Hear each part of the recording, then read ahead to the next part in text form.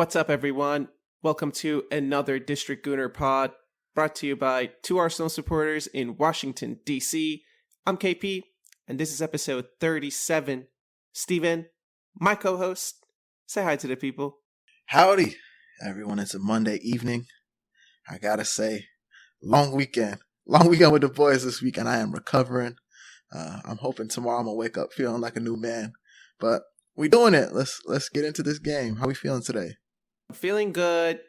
I think it was a pretty decent weekend overall. Obviously, the result was great. We are recording on a Monday night. I just saw the Chelsea-Newcastle game. Always enjoy seeing Newcastle lose as well. So, really, the cherry on top of the weekend, given the result that took place on Sunday. But our game, man, 8 wins in a row. For those of you keeping score at home, how about it, man?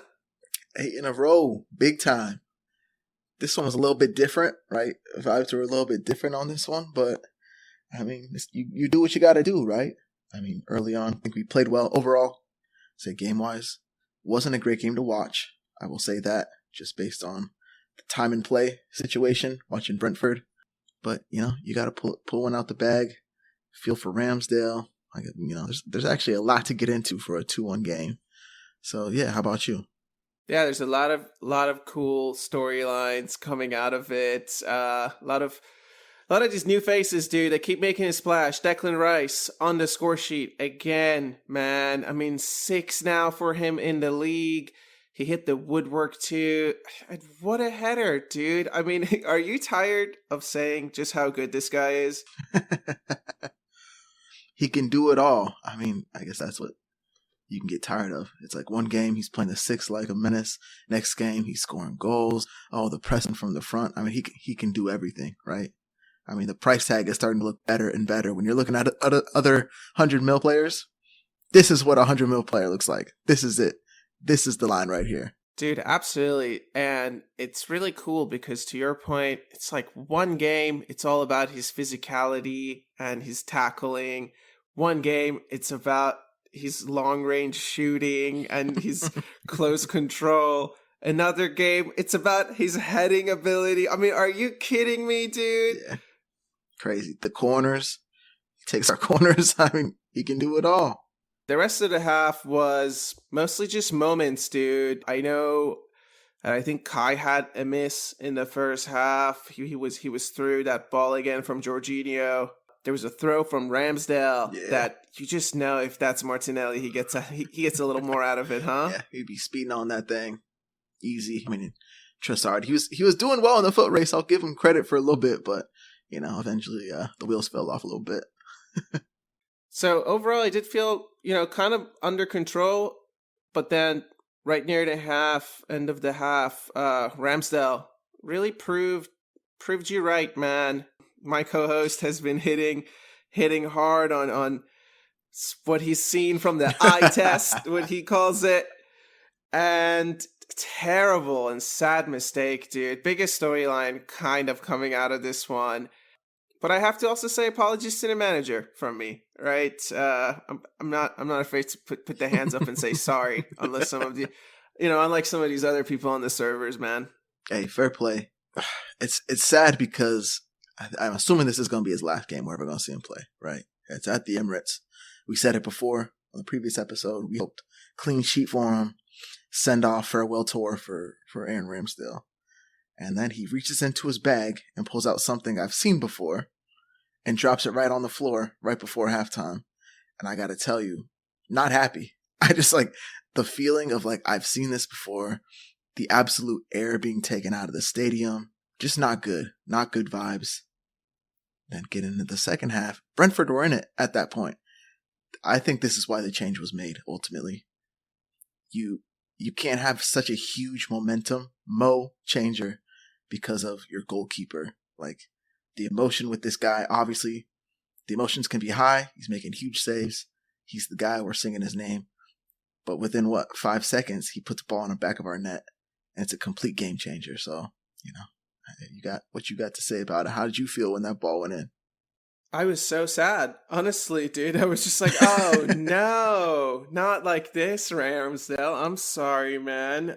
Honestly, I was so confident that, first of all, it was like +3, but for some reason it had gone to like 48 and like 40 seconds. So when I was Yes, watching yeah. it, as soon as Trossard made the back pass, I was thinking, okay, here comes the whistle. I didn't even really think about it going to Ramsdale. But then when I watched it back, I also just thought, he's got to just put that to Saliba as quickly as he can. It doesn't have to go long, right? So No. it just wasn't great, dude. And yeah, I was definitely bummed because, to your point, it was an ugly game, dude. It was gonna take a lot to break them down, a lot more than I anticipated, because I had said that, defensively, which I was right, not a single starter was on their defense, but they were hard to break down. They were playing their game.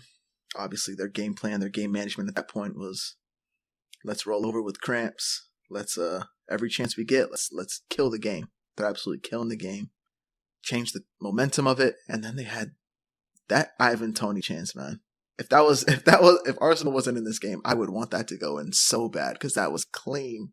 Half volley off the left foot, he cut across it. Woof. That was a big time shot. But you do have to give Ramsdale credit. His head's still in it. He makes the fingertip save. Yeah, I mean, Ivan Toney, that was disgusting, man. I agree with you. That was a really nice attempt, and it was a good save for the cameras. Just like he has the mistake in his locker, we know he's got those reaction shots for the cameras too, dude. Just like 10 minutes after that, in the 70th minute, he did make a huge save on a header as well. And so, ups and downs. But so you start to understand a little bit more about that situation. And Tony, I'm glad it didn't go in, honestly. I didn't want that for his ego, bro. I did not want that for his ego. The way I'm saying it, yeah, obviously, since it's against us, no shot. But if I was watching that game as a neutral, I would want that ball flying in, because that was, the audacity to take that chance. And this, I don't want to be dragging on about Ramsdale here, but this is kind of what I think about it as well, why we've made the change. So you level it up 1-1. We're completely on top. Game's leveled up. We're dead in the water a little bit. Air out of the stadium. You think Ivan Toney takes that shot at 1-0? I don't think he hits that. I really don't think he has the balls to hit that, to be honest with you. 1-1? Why not? I'm going to go off, right? So that's why, also with Ramsdale. Hey, we love you, but I think it's written, right? Yeah, no, that's fair, dude. Okay, so moving from that, look, it's weird. The second half, we just talked about those two huge kind of chances for Brentford, and in reality, all Arsenal had were just set pieces. It felt like the second half. The first 15 minutes or so, I feel like we had like 7 corners, dude. And It's cool. You do feel like the whole stadium expects a goal every time we get a corner, dude. Yeah, you do. It's hype. All the corners, the grabbing and everything, potential penalty shouts all over the place. Every time there's a set piece, what referee having to blow the whistle to call players over, all the pushing. But yeah, every time a set piece is coming, the best chance that I think was overlooked was that Rice shot, no lie. The one that hit the post crossbar. Oh, yeah. Odegaard settled it for him. That would have been clean. That would have been nice. All right, man. Well, did go on to get a late winner. King Kai. Who else, dude? Scores again, man.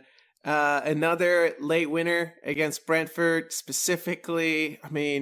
Both with his head. What a player, dude. What a performance again, dude. When you needed him. Big game player, man. I don't know. Big game player. What's cool about that is, so Jorginho came off. I think Jesus, right, was kind of up top at that point. So we're running Kai and him, basically dual striker. So it seems like this is cool. Finally, we're getting some people back healthy. This is what we can look like when we're down a goal. When we're even, it's a 1-1 game, not even down a goal. It's a 1-1 game, but we know we have to win it. We're going for 8 in a row, right? The 2 other guys are playing tomorrow. Let's throw everybody on. Boom. Jesus, Reese. We're getting some firepower in. Big man header, Kai. But wait a minute. Benny Blanco, bro. 2 assists on the day. 2 of the same balls. I got to give my credit to Ben. Yeah, we gotta chat about Ben, dude. I think his powers it's solidified, bro. They're back, man. I think he had a pretty quiet first half of the season. We talked about that on the pod. It just felt like in some ways you weren't really noticing him in the games as much. I don't know. The runs maybe weren't there, the Hmm. connection with Saka wasn't there. Uh but man, he's back, and I'm glad he whipped in the first cross. I like him taking more crosses from that position, dude. I think so too. That's kind of we see the more of the in-swinger from Odegaard and Saka love hitting crosses from that area. Ben, I think you got it in your locker. Yeah, got us an in-swinger instead. Why not? Or an out-swinger. Both of those were on the money. Both were great headers. I think both of them, because of the way he hit it, they kind of both had to generate some pace. But like that second one, that was perfect height for Kai, man. He was able to get his head through it, straight onto the frame. Yeah, I hear you, man. All right. Before we get into a couple of sort of controversies that came out of the game, want to talk about the subs. Last week after the game, you asked, "Is Vieira getting the time?" Kind of put him ahead of the academy kids in the depth chart. And this week, I think we got the answer when Reece Nelson came on. When we needed a game changer, I think we got the answer that no, it was just for fitness. Reece is higher on the depth chart right now because I think a couple of months ago is when we also saw Reece come on when we needed a goal before we went on this big run, and you gave this a shout. So, want to hit on this one to watch, dude? One to watch. I mean, I like Reece. I think he's a different, like coming on for Trossard is cool because he's a different player, right? He's more of a Martinelli. I think he's going to stretch things. He's faster. Did I see a ton from him yesterday? No, but I think he is getting some trust. I think we did call that out a few weeks ago. It was actually a game when we were up. It was like a 2-1 game. We were trying to hold on to the lead, and he subbed. I think it was the Forest game. It might have been. So he's actually getting some trust. Eddie and Kedia on the outs. Smith Rowe on the outs. Reece is the only one right now that has a possibility of playing. Yeah, no, it was nice, and we'll see. The other subs, Partey and Zinchenko, I was pretty hyped for Zinchenko to come on, to be honest with you. I think the game kind of needed a player like him. It was nice to bring him on. Yeah. Oh, yeah. So, Jorginho comes off. Keep yours on. I mean, that's almost like a like for like, right? You got to get someone back into your midfield that's going to hold on to the ball, do his thing. Perfect sub. I am glad to see him back. Hopefully. I mean, the running is here, right? The running is here. So I'm glad he's back. It's here. All right, man. Well, I know there's always room for refs on the pod. So you want to kind of tee up these two controversial calls that we saw, or kind of talking points? Yeah. So I watched this game with some friends that are fans of other clubs. And both of them we had a little chats on. So I want to get your thought. So Trossard in the box, he gets pulled back. A lot of penalty shouts. Went to VAR. No pen. What'd you think? The Trossard one for me was a pen. I think it looks like he wrong foots the defender with the run that he makes. And Havertz also spins out simultaneously and he's through. And it just looks like a foul. It looks like a defender gets done up and he fouls him. Like, I don't know what to tell you. That's where I stand on it. Yeah, I agree. It looks like a foul. Smells like a foul to me. I think the thing is the guy is like not even trying to get to the ball. He's just like, he just reaches out like, I'm done. And he pulls him back. You'd like to see it called, but it's not. But the other one, the talking point, Kai Havertz should have never even scored because he should have been off. You guys are lucky. He should have been off. Give me the take. I don't think he should have been off, dude. I mean, you talk about re-refereeing. That's what you're doing with VAR. And that's not cool. The guy saw it live and thought, there's contact, but it's not that much. Yeah, he kind of kicks it away. You've seen a lot worse dives go kind of just unpunished. It's not something you expect, really. I was actually more upset with the way that all other players reacted. Like 6 of them showing the yellow card. Yeah. It's like, chill out, dude. Stop refereeing. Yeah, for me, it's not a yellow. Is it a dive?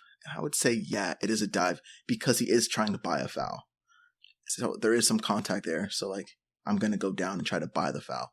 If no one touches you, those are the ones that are egregious when, like, someone puts their foot in, then pulls it out, and then the guy goes down. Like, to me, that's a yellow card. Like, you're diving this. There's some contact there. That's part of the game, right? You got to buy foul sometimes. Yeah, and dude, to be honest with you, I thought the Odegaard one was also a foul. It's not really talked about, but he also got taken out on a run that he made in their attacking half. I mean, in their Was it on a box free kick? actually is when he got taken out. I don't know if it was on a free kick or I don't not. remember that. It was a nice sequence, and I felt like he got pushed in the back before he made it to the ball. If I find a video of it, I'll send it to you, dude. Yeah, those were the two moments. Everybody got something to say when you're on top of the league. That's how it goes, man. I don't know who the broadcast gave man of the match to, but for me, obviously, it was King Kai. I'm sorry. I'm not even sorry, actually. No, it's King Kai, dude. Where'd you stand? Oof, man of the match. I'll go Havertz, man. Game winner, late game winner. I'll give it to the man. Other than, I'll retract Ben White, but nah. Havertz, late game winner. That's our guy right now. What is it, 4 in a row? I think I read a stat. He's the first German to have 4 consecutive goals in 4 different Premier League games. First German to do that. So, yeah. That's really cool. Good for him, man. Good for him. And to be honest, I've seen him getting more flowers online. So yeah, that's also nice, dude.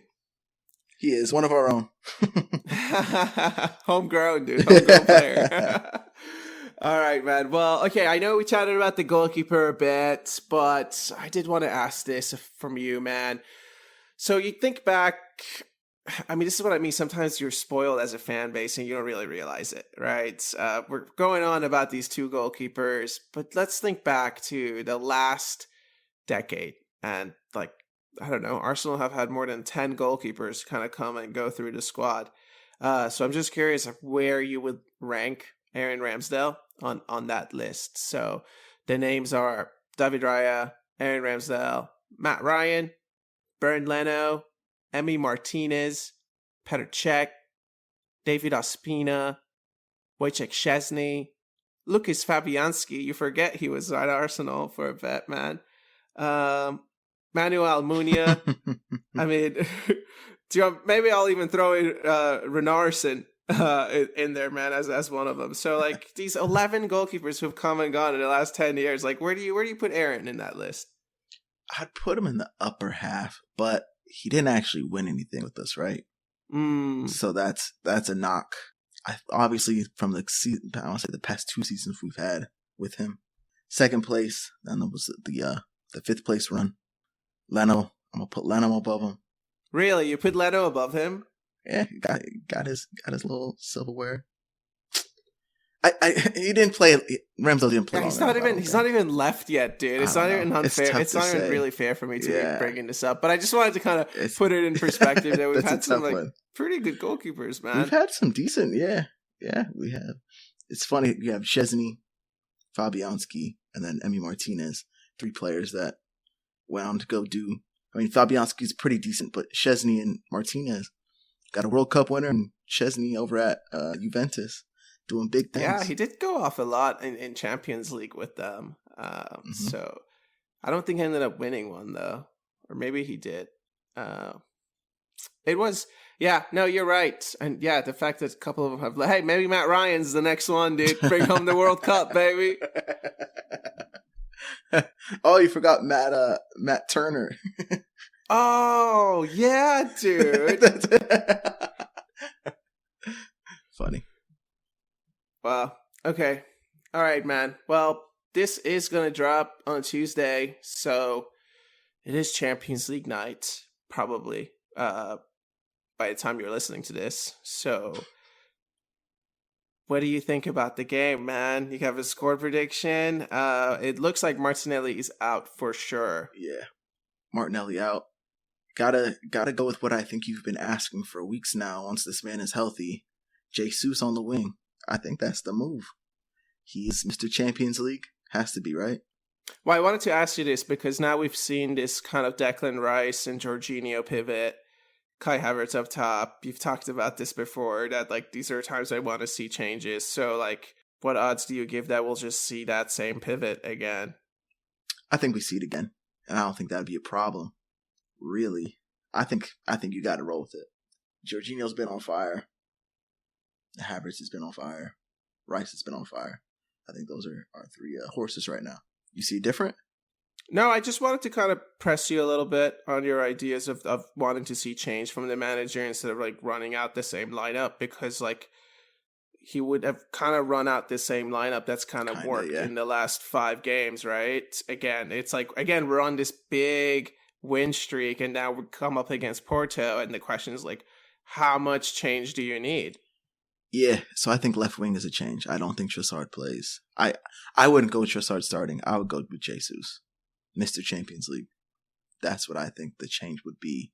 The rest of it, I think you leave it alone. Am I going back on what I said?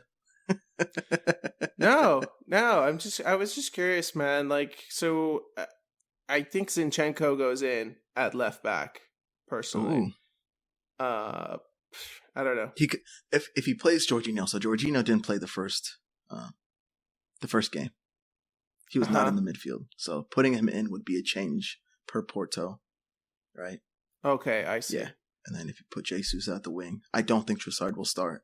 I think he should come off the bench. Zinchenko, that's an interesting one. But if Jorginho plays the 6, I don't think Zinchenko should play. I think they take up too much of the same spaces. That's just how I see it. Okay. Yeah. I wonder if Reece will start. That's what I would really like to see, personally. I like that shout. Jesus off the bench? Okay. Anything else about the game? Do you have a score prediction? I think you had already said something. I think we win this one. It's going to be interesting. Do you think they're going to be as, I don't want to say like basically as shithousery as last game? Do you think it's going to be the same type of mentality from them? There's going to be very cynical. I think we're going to find out pretty early on with a couple of long passes about just how much their center backs are going to be putting some knees through the backs, you know? But what to watch for is how high their line is, honestly. I see them playing low, very low, but I do see the Emirates being on fire. I'm going to go 3-0 to the Arsenal. Well, 3-0 shutout. Once we put in one, they're probably going to play for pens. But if we get a second one, they're going to come out. We'll put another one past them. I think we get scored on. Do you? Uh-oh. I think we get scored on, and we get scored on early, dude. Ooh, one of those, huh? I think we win, but I feel like we're going to get scored on early. I hope not, obviously, but my feeling is we get scored on early. And yeah, a 3-1 is what I can see. Kind of like, I think back to Man City, Manchester United derby. I could see it going like that, where they get a banger like in the first 10, and then we have to just claw back. I just have a hard time seeing them get a sniff, really. I just do. The way we seem to be, almost like have a vendetta for different things. Beat us the first game, they've been talking shit. I can see Big Gabby Saliba not happy about that. Put in a big boy performance. Fair, dude. All right, well, let's turn our attention to the ladies of Arsenal for a little bit, man, and update the listeners on how they're doing. They just got through to the Conti Cup final, so that's exciting. They will be playing against Chelsea at the end of this month on March 31st. So, who is also their opponent actually in the league this weekend on Friday Night Football. So pretty cool that they're through to one domestic cup might be coming to the club, you know? We love to see it. And kind of just continuing on that same note, did want to give a shout out to the U.S. women's national team. They won the Gold Cup, and Emily Fox will be returning to North London with a medal. So that's also super exciting. I'm pretty sure she got the assist on the goal, too. I had the final on. I fell asleep. I was in recovery mode, so I fell asleep. But I think she put in a long lofted ball in for Haran, who headed it in. So, hey, shout out. I heard the name. That's our girl. That's it, man. You know it. All right, man. Well, look, around the league, like I said at the top of the show, Chelsea beat Newcastle. That was kind of fun. And Liverpool and City, the big game, kind of ended in a draw. So now Arsenal are sitting top of the league on goal difference. Any thoughts or reactions to that City-Liverpool game? I know there was one particular talking point coming out of it. Well, let's jump on that. What was it? Near the end of the game, I feel like if you're putting your cleats onto another man's chest, it's a foul, and it's a penalty. Yeah, that Doku challenge, man. That's a pen for me. I don't know. I mean, I don't know what to say. People are talking about the second yellow on Havertz, and then you see something like that not get called, and it's like, well, I mean, what are we watching? I mean, if you're not going to get a pen and a yellow card for that, then why you want to? That to me, that's a foul, man. When you watch the replay, he's got his studs up. I will say McAllister like puts his body through it, like he knows what he's doing there. It's not like he goes in there just trying to win the ball. Like he's throwing his body into that challenge, like he knows what's happening.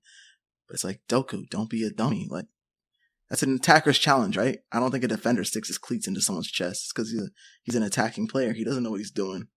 It's a foul. That's a pen. Yeah, I like the way you put it, man. And okay, it's a footballing pod, dude. If I see something, we gotta bring it up. And that one just didn't seem right. It just didn't feel right. But overall, it was a pretty good game, huh? I thought it was a very good game. Both teams had moments when they were kind of on top. Erling Haaland was very quiet because Van Dijk had a huge game, and I was very impressed. Van Dijk was on his P's and Q's. City, so we're playing them at the end of March. They can be attacked, right? I mean, from the Liverpool's perspective, I'm sure they're going into this game not very confident. Like all these injuries, we have players that don't have much experience playing this game. They gave City a run for their money and probably could have come out with it. They had plenty of chances, long balls, couldn't stop them. Kyle Walker running back constantly. There's spaces to be had. So I'm sure AirPods is watching. He's taking some notes. Yeah. No, they do look kind of vulnerable sometimes, especially on that long ball. They're not as equipped to be dealing with it as they maybe looked in the past. So we'll see. It's gonna be really fun. All right, I do have a couple of social posts to kind of chat through. Have you seen this about what the Arsenal players have written on a whiteboard? It looks like they did a little exercise saying, how does playing at the Emirates make you feel? Mm-hmm. And it's just in one word. They're trying to kind of sum it up, right? So you have words like proud, confident, enjoyment, excited, love, powerful, good, honored, excited, happy, special, pleasure. That's fun. Right on. I think it's all about trying to get connected with the fans, right? From watching like the doc, I feel like this is something Arteta is kind of big on. It's like get the players related to the fans, but then also the fans related to the players. Like once you get that connection, you know, what they call it, that synergy. Yeah, no, it's a little bit of a fun, like, corporate exercise, really, just to get some, like, team bonding, or, like, you think about kind of you doing this as a kid, maybe in, like, kindergarten, right? Yeah. But I think it's interesting, some of the words that are, like, repeated, right? It's like, I think there's multiple excited mentions, there's multiple powerful mentions, so that's cool. Yeah, you love to see it. What do they say? One band, one sound. All right, let's see. I have another social post too before we close out. And this part, I'm going to get a little deep for this part, dude. Pause. So Mo El Neni posted on social today. It's Ramadan, by the way. And he posted saying that he has helped open the first player prayer room at the Emirates Stadium. And I saw this post and I just kind of thought to myself, like, is this maybe like the bigger meaning of being a big club? Like, we always talk about being a big club and what that means. And you sometimes just think it's trophies, right? And just wins. But at the same time, you just kind of wonder, like, the bigger concept of helping set sort of the future of sort of inclusivity in the world is kind of what makes you also a big club, dude. I agree with that. To make big clubs have to make big statements, right? When you do something like that, it is a statement, and you know there's going to be publicity. There might be backlash behind it, but as a big club, this is what we stand for, right? We represent all of our fans, all of these people. I think you hit that one on the head. I think that's facts. Cool, man. Yeah, it's always enjoyable to see moments like that. And with that, we thank you, as always, for spending time with us. If you like the podcast, please rate or leave a review. Also, share it on social. It's the best way for others to find out about us. And don't forget, you can write into the show, districtgooner@gmail.com. Happy Champions League night. Be easy.